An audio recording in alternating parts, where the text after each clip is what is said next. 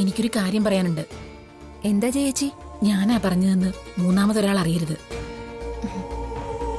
പ്രത്യേകിച്ച് സത്യാമ്മ അറിഞ്ഞ എന്റെ തലയെടുക്കും. ചേച്ചി കാര്യം പറയേ. ആരോടും പറയില്ലെന്ന് സത്യം ചെയ്തതാ മോള്. ചേച്ചിക്ക് എന്നെ വിശ്വാസമില്ലേ? ഞാൻ ആരോടും പറയില്ല.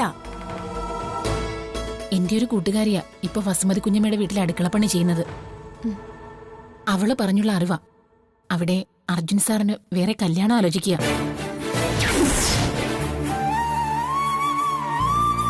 കുറച്ചുനാളായി ആലോചനകൾ തുടങ്ങിയിട്ട്. ആലുവയിലുള്ള ഒരു ലേഡി ഡോക്ടറിന്റെ ആലോചന ഏതാണ്ട് ഉറച്ച മട്ടില്ല ഇപ്പോ. നല്ല കാശും പണവും ഒക്കെയുള്ള കൂട്ടരാത്രേ. കാണാനും സുന്ദരിയാണെന്നാ കേട്ടത്. എന്റെ പൊന്നുമോളെ, ആരോടും പറഞ്ഞേക്കല്ലേ ഞാൻ വഴിയേ വിവരം അറിഞ്ഞതെന്ന്. എനിക്ക് വേണമെങ്കിൽ ഇത് പറയാതിരിക്കാം. പക്ഷെ മോടെ മുഖത്ത് നോക്കുമ്പോ എനിക്കത് പറ്റുന്നില്ല. അതുകൊണ്ട്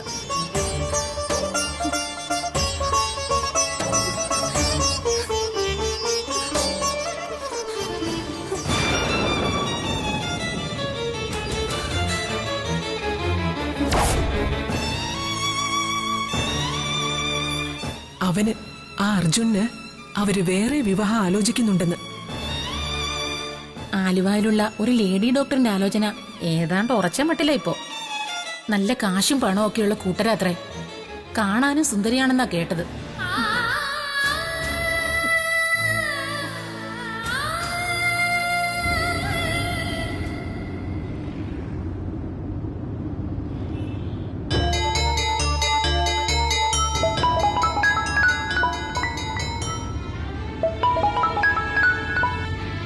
ഹലോ പ്രീതി.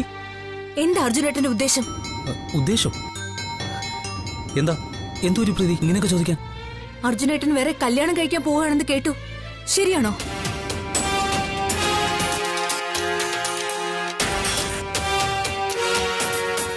നിന്നോട് ഇതൊക്കെ പറഞ്ഞത് പ്രീതി? ആര് പറഞ്ഞു എന്നല്ല, സത്യമാണെന്ന് പറയൂ. ഏതോ ഒരു ഡോക്ടറായിട്ട് കല്യാണം നിശ്ചയിച്ചു അർജുനേട്ടന്റെ. പ്രീതി, അത് അമ്മ എന്തോ ആലോചനയൊക്കെ നടത്തുന്നു കേട്ടു. പക്ഷെ ഞാനത്... അർജുനേട്ടൻ ഇപ്പോ ഈ നിമിഷം ഇവിടെ വന്ന് എന്നെ കൂട്ടിക്കൊണ്ടു പോണം. ഇപ്പോ ഈ നിമിഷം. അതിനൊക്കെ ആഗ്രഹമില്ലാഞ്ഞിട്ടാണോ മോളെ? നമ്മുടെ വീട്ടുകാരുടെ കാര്യമൊന്നും എനിക്കറിയണ്ട. ഇപ്പൊ വന്ന് എന്നെ കൂട്ടിക്കൊണ്ടു പോണം. പറ്റുമോ ഇല്ലയോ ആദ്യം അത് പറ.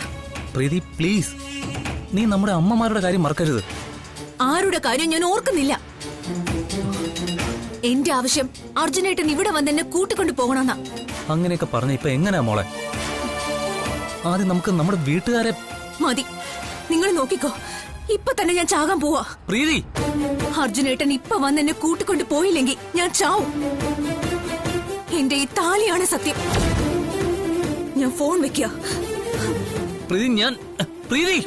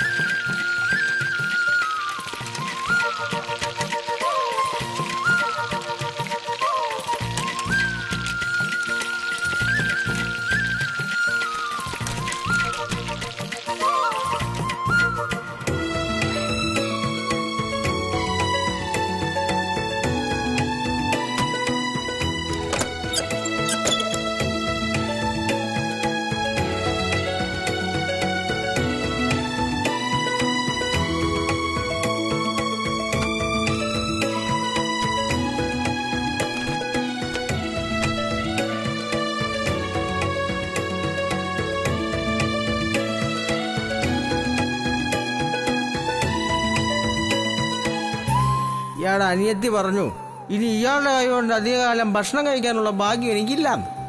ഇയാൾ എങ്ങോട്ടോ പോവുകയാണ്. അപ്പൊ പിന്നെ ഇങ്ങോട്ടുള്ള വരവങ്ങ് മതിയാക്കാന്ന് ഞാനും തീരുമാനിച്ചു.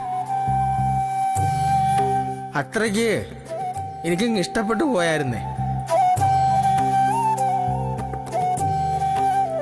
എന്നെ കണ്ട് സംസാരിക്കാൻ സാറിന് എന്തിനാ ധൈര്യം? അത് ഇയാൾക്ക് ഇനിയും മനസ്സിലായില്ലെങ്കിൽ ഈ ജന്മം മനസ്സിലാവാൻ പോകുന്നില്ല.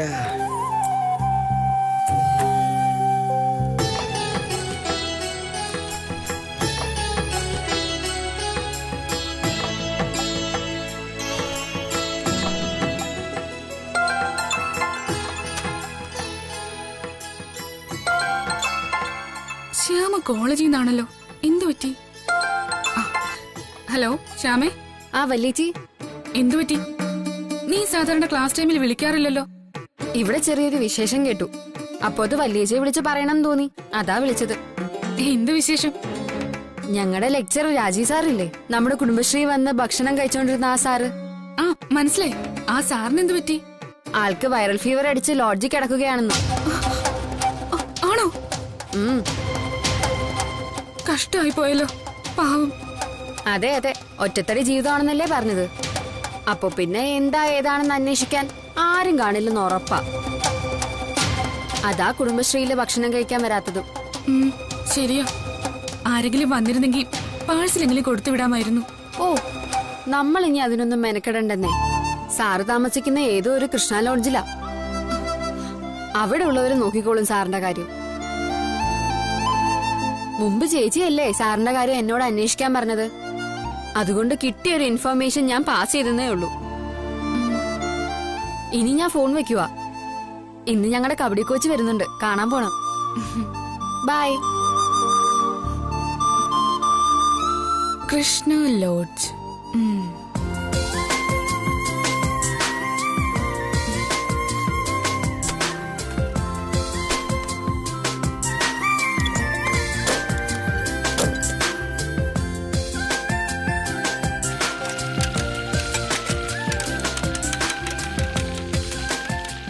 ഇതെന്താ ചേച്ചി, ഇന്നും വാഴയ്ക്കൊപ്പാണോ? ഏയ്, ഇന്ന് നമ്മുടെ കുടുംബശ്രീയുടെ വക ഒരു സ്പെഷ്യൽ ഐറ്റം ഉണ്ട്. മാങ്ങയും പഴുത്ത ചക്കച്ചുളയും ഏത്തപ്പഴവും അവലും എല്ലാം ചേർത്തുള്ള ഒരു ഇലേട. ഫ്രൂട്ട്സ് ഇലേട എന്നാ പേര്. ആഹാ, കൊള്ളാലോ, സൂപ്പർ. അല്ല, ഒരു കാര്യം ചോദിച്ചോട്ടെ, ഈ കൃഷ്ണ ലോഡ്ജ് എവിടെയാന്നറിയോ നിങ്ങക്ക്? അറിയില്ലല്ലോ മോളെ. എവിടെയോ ആ പേര് കേട്ടിട്ടുണ്ടല്ലോ. ശാന്തിക്കറിയോടി? അതാ സിൽവർ ലൈനിലുള്ള പഴയ മിനി ലോഡ്ജ് അല്ലേ? പെയിന്റ് അടിച്ച് പുത്തനാക്കിയപ്പോ കൃഷ്ണ ലോഡ്ജായി. ആണുങ്ങൾ മാത്രം താമസിക്കുന്ന സ്ഥലമാ അത്. Silver line. അതാ പെട്രോൾ ബങ്കിന്ന് ഇടത്തോട്ട് കിടക്കുന്ന റോഡല്ലേ? ആ, എന്താ മോളെ പ്രശ്നം? ഏയ് ഒന്നുമില്ല. ഫ്രൂട്ട്സ് ഇലയുടെ പെട്ടെന്ന് റെഡിയാക്ക്. കഴിച്ചു നോക്കിയിട്ട് വേണം അതിന് എത്ര രൂപ ചാർജ് ചെയ്യണമെന്ന് തീരുമാനിക്കാൻ.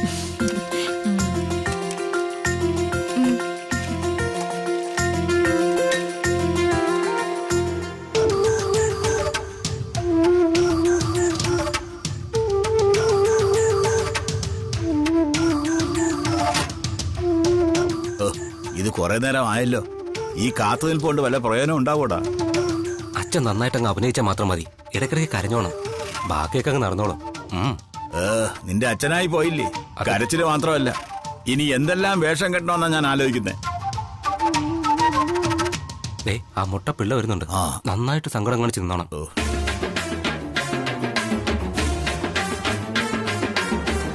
സത്യാമ്മയോട് പറഞ്ഞ പിള്ള ചേട്ടാ ഞങ്ങൾ വന്ന കാര്യം. പറഞ്ഞു. സത്യാമ്മ എന്ത് പറഞ്ഞു? ഉടൻ കാണാന്ന് പറഞ്ഞു. അപ്പൊ അകത്തേറിയിരിക്കാലോ അല്ലേ? വേണ്ട, ഇരിക്കണ്ട, നിക്കാനാ പറഞ്ഞത്. അതും പടിക്ക് പുറത്ത്. സത്യാമ്മ ഇങ്ങോട്ട് വന്നോളും നിങ്ങളെ കാണാൻ.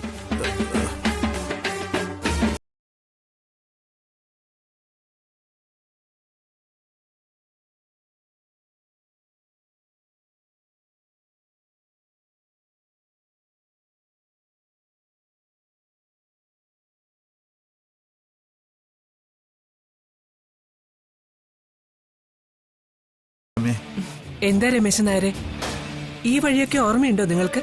അയ്യോ, അവിടുന്ന് അങ്ങനെയൊക്കെ പറഞ്ഞാൽ സങ്കടമാകുവേ. പലവിധ പ്രശ്നങ്ങൾ കൊണ്ടാ ഇടയ്ക്കൊന്നും ഒന്ന് കാണാൻ പറ്റാത്തത്. ഇപ്പോഴെന്താ പ്രശ്നങ്ങളൊക്കെ ഒഴിഞ്ഞോ? അല്ല, രമേശൻ നായർ കാര്യം പറഞ്ഞില്ല. ഒരു സങ്കടം പറയാനാണേ വന്നത്. സങ്കടോ? ശരി, പറഞ്ഞോളൂ. സങ്കടം കേൾക്കാൻ എനിക്ക് വലിയ ഇഷ്ടമാ. കഴിഞ്ഞ ദിവസം ഇവിടുത്തെ വിഷ്ണുമോൻ ഒന്ന് വീട്ടിൽ വന്നിരുന്നു, ഞങ്ങളെ അന്വേഷിച്ച്. അയ്യോ, ഞാനത് അറിഞ്ഞില്ലല്ലോ. അല്ല, വന്നിട്ട് അവിടെ കയറി അങ്ങ് മേഞ്ഞു. ആന കരിമ്പിൻ കാട്ടി കയറിയ പോലെ. ആണോ? ശേ, അവൻ അങ്ങനെ വെറുതെ ഒന്നും ചെയ്യില്ലല്ലോ. കാര്യങ്ങൾ വിശദമായിട്ട് പറ രമേശൻ നായരെ. എന്താ നടന്ന സംഭവം?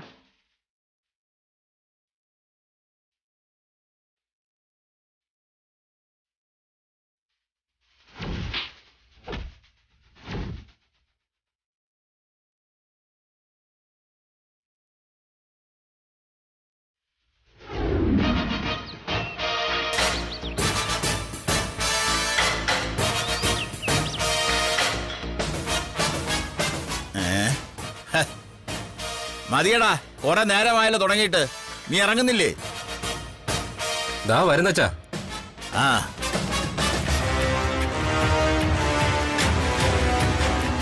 അല്ലച്ചാ, 10:30 ചെല്ലാന്നല്ലേ പറഞ്ഞിരുന്നത്? ആ 10 മണിയായി. ആ ബ്രോക്കർ മുരുകനെ ഇതുവരെ കണ്ടില്ലല്ലോ. അല്ല, അച്ഛൻ കാശിന്റെ കാര്യമൊക്കെ വ്യക്തമായിട്ട് സംസാരിച്ചിട്ടുണ്ടല്ലോ അല്ലേ?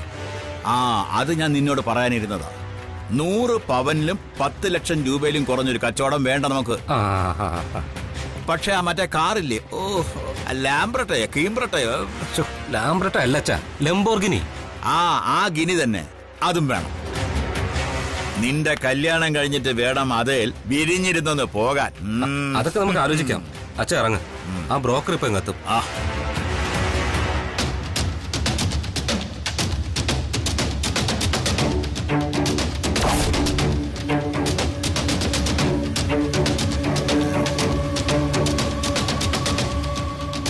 ആരാത്, മുരുകനാണോ? ഏതായി വണ്ടി?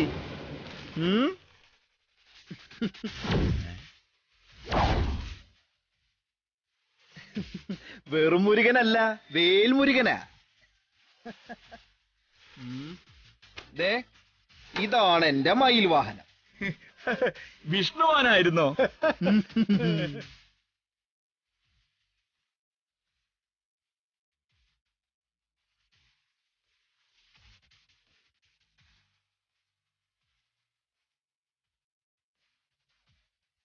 അപ്പൊ പേരൊക്കെ ഓർമ്മയുണ്ട് രമേശൻ നായർക്ക്? ഒന്നും ഓർമ്മയില്ലാത്തത് കൊണ്ടൊന്നും അല്ല വിഷ്ണുമോനെ. കാശിന് ഇപ്പൊ ഇത്തിരി ഞെരുക്കായണ്ട അങ്ങോട്ട് വരാത്തത്. കാശിന് ഞെരുക്കെന്നല്ലാതെ പെരുക്കെന്ന് ആരെങ്കിലും പറയോ രമേശൻ നായരെ? ഭൂലോക കോടീശ്വരന്മാര് പോലും എപ്പോഴും ഞെരുക്കത്തിലാന്നേ പറയും. അവരുടെയൊക്കെ കണ്ണീര് കണ്ട കയ്യിലിരിക്കുന്ന കാശ് കൂടി നമ്മളെടുത്ത് അങ്ങ് കൊടുക്കും. അത്രയ്ക്ക് പാവങ്ങളാ. ഏതായാലും അതുവിട്. അല്ല, എങ്ങോട്ടാണ് രാവിലെ അപ്പനും മകനും കൂടി ജോയിന്റ് ആയിട്ട്? എങ്ങടാ? എനിക്കൊരു പെണ്ണ് കാണാൻ ചടങ്ങുണ്ടായിരുന്നു. അയ്യോടാ, ആണോ? അല്ല, അപ്പൊ ഇവിടെ ഉണ്ടായിരുന്ന പെണ്ണവിടെ പോയി?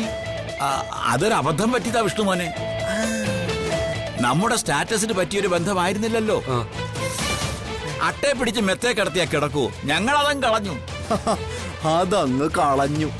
അട്ടയും മെത്തയും സ്റ്റാറ്റസും. എത്ര എളുപ്പത്തിലാണ് ഇയാളൊരു പെണ്ണിന്റെ ജീവിതം പറഞ്ഞു തീർത്ത് വൃത്തികെട്ടവൻ.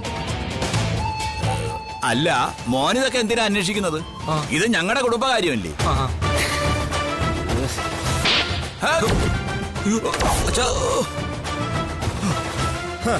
തന്റെ കുടുംബകാര്യം? ഞാൻ വന്നത് എന്റെ കുടുംബകാര്യം തീർപ്പാക്കാനാ.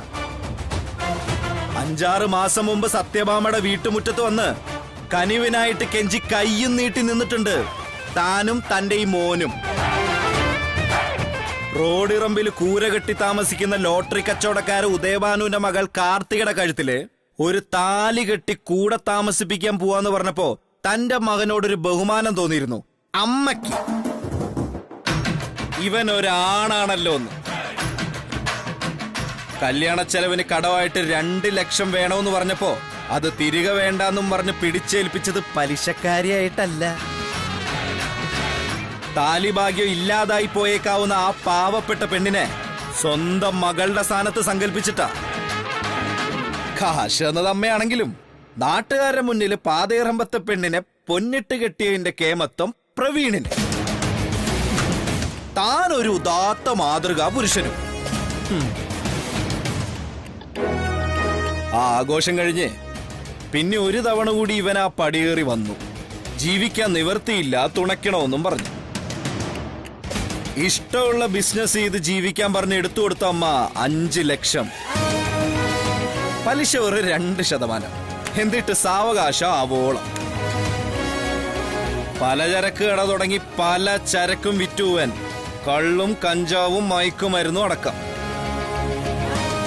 എന്നിട്ട് 5 പൈസ തിരിച്ചടച്ചില്ല സത്യഭാമയ്ക്ക്. അത് അന്വേഷിച്ചിട്ടാണ് ഞാനിപ്പോ ഇവിടെ വന്നിരിക്കുന്നത്. അതിന് ഒരു സാവകാശം വേണം വിഷ്ണുമോനെ. ഞങ്ങളിപ്പോ അല്പ പ്രശ്നത്തില. അത് വലിയ ബുദ്ധിമുട്ടാ രമേശൻ നായരെ. കാരണം നിങ്ങളൊരു കുറുക്കനാണെന്ന് എനിക്ക് നന്നായിട്ടറിയാം.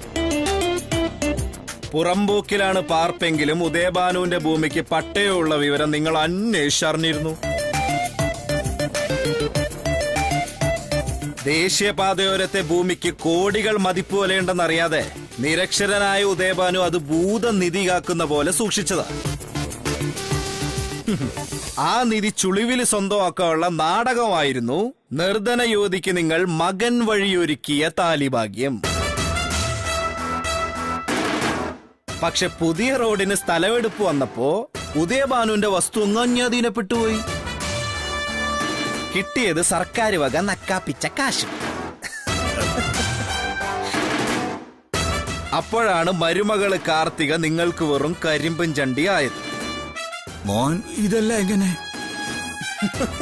എടോ, എല്ലാരും എല്ലാം അറിയുന്നുണ്ട് നായരെ.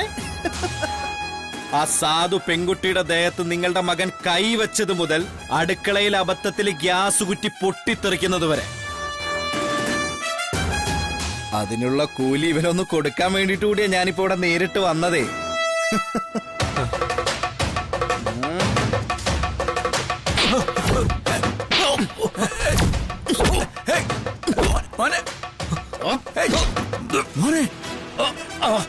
മോനെ വിഷ്ണുമോനെ, എന്റെ മോനെ മിണ്ടിപ്പോരുത്. തനിക്ക് കൂടി തരാനുള്ളത് ഹോൾസെയിലായിട്ട് ഇവരോട് കൊടുക്കുന്നേ കേട്ടോ. അയ്യോ, പെണ്ണ് കാണാൻ ഇറങ്ങിയതല്ലേ, സാരില്ല.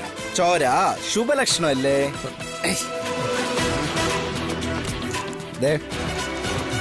ഇത് വെച്ചോ, നിന്റെ ആശുപത്രി ചെലവിന്. സത്യാമ്മയ്ക്ക് എല്ലാത്തിനും കണക്കുള്ളതാ. പിന്നെ ഇതെന്ത് പറ്റിയതാണെന്ന് പോലീസുകാരോ ഹോസ്പിറ്റലുകാരോ ചോദിച്ചാ പറഞ്ഞേക്കണം, പെണ്ണെന്ന് പറഞ്ഞ പണമെന്ന് മാത്രം കരുതുന്ന നിന്നെ പോലുള്ള ഭൂലോക ചെറ്റകൾക്ക് വേണ്ടി ഈ വിഷ്ണു അണ്ണൻ ഒരു പൂജ നടത്തിയാണ് കേട്ടാ. ഇതൊരു ആദ്യത്തെ ഇൻസ്റ്റാൾമെന്റ് ആയിട്ട് കൂട്ടിയാ മതി.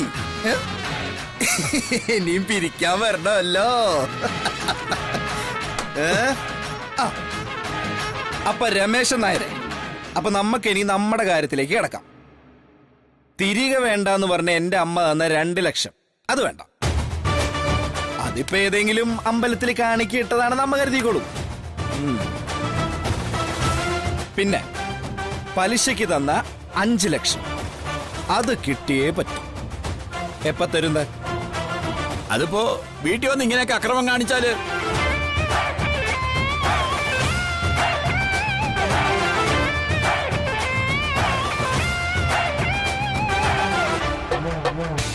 തന്നോട് ഞാൻ കാണിച്ചില്ല, അപ്പൊ കാണിക്കട്ടെ.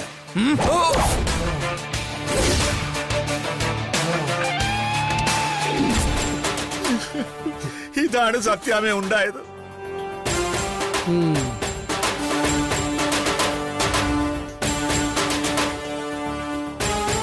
പാവം എന്റെ കുഞ്ഞ് 2 ആഴ്ച ആശുപത്രി കിടന്നത്. ഹോസ്പിറ്റൽ ബില്ല് തന്നെ 13,000 രൂപയായി.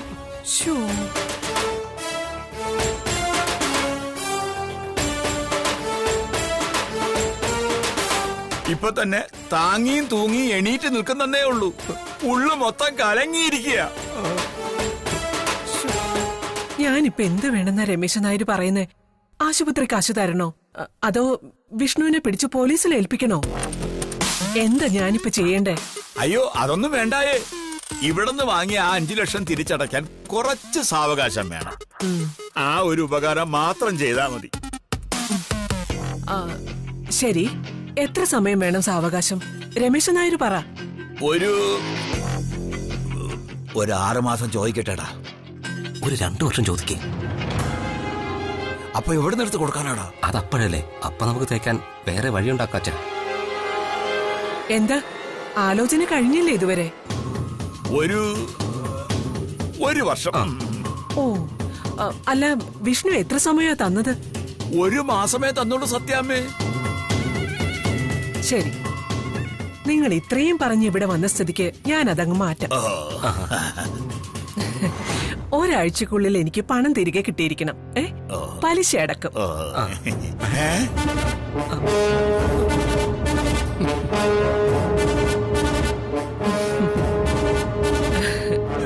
സത്യാമ്മയ്ക്ക് തെറ്റിയതല്ലോ. സത്യഭാമയ്ക്ക് തെറ്റു പറ്റാറില്ല രമേശൻ നായരെ. സത്യാമ്മേ, എന്തെങ്കിലും ഒരു മാറ്റം. മാറ്റമുണ്ട്. വിഷ്ണു 2% അല്ലേ പലിശ പറഞ്ഞത്? അത് 10%. അതും മാസക്കണക്കിന്. സത്യാമ്മേ, ദേ ഇനി ഇവിടെ നിന്ന് മോങ്ങിയ 10 എന്നുള്ളത് 20% ആവും. എന്താ അത് വേണോ? വേണ്ട.